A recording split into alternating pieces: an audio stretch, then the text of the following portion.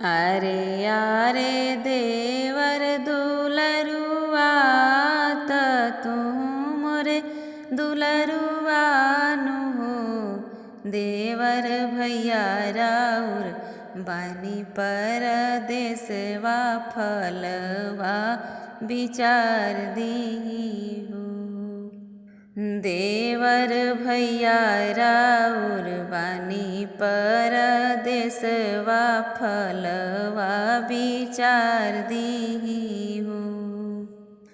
देवर कवन कवन फल सुंदर जेई में बहुत रस हो। आमले निमन हवे अमरूद यवरू से अमरूद हो भौजी ओहुले सुंदर हवे संतरा जेई में बहुत रस हो। अमवा खइबू रसदार केरावा घवा देवानु हो। भौजी संतरा खइबू रसदार होरिलवा सुंदर हुई है हो।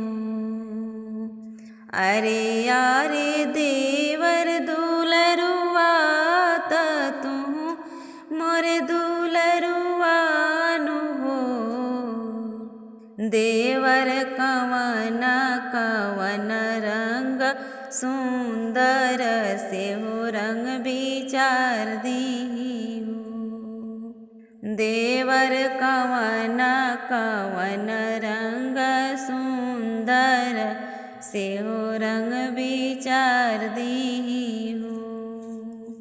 लाल ले निमन हवे हरिहर अवरू से हरिहर हो। भौजी ओहुले सुंदर तोरो आचरा जेही में बहुत रंग होरिला सुंदर खेली है हो।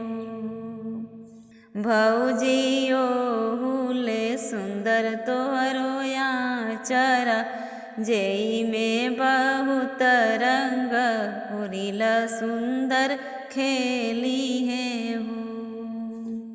भैले होरिला के जनमवा महलिया उठे सोहर महलिया उठे सोहर हो। कहवा से बोलेली सासु त कहाँ से ननदिया बोले हो।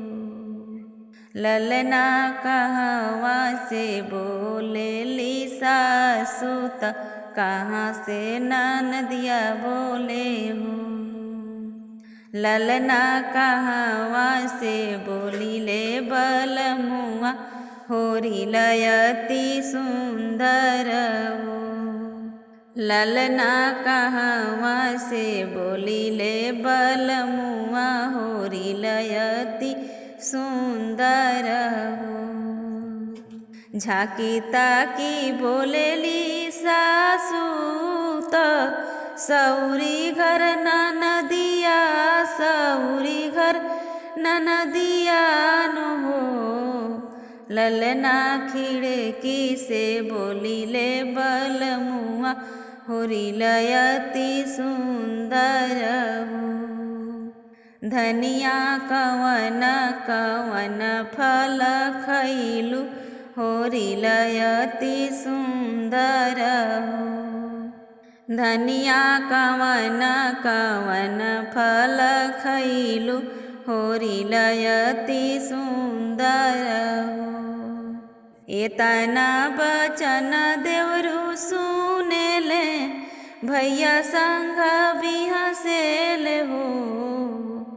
भौजिया मवा खइली रसदार केरावा घवदवानु हो।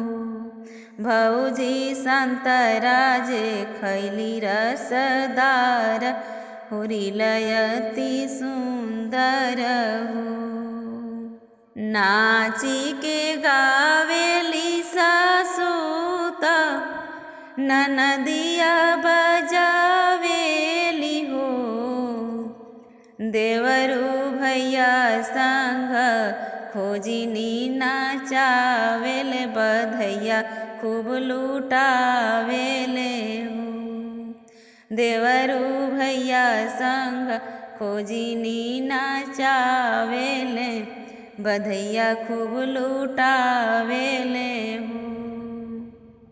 भैया उगल बाणे घर में सूरुजवा बधैया खूब लूटावहूँ। भैया उगल बाणे घर में सूरुजवा बधैया खूब लूटावहूँ।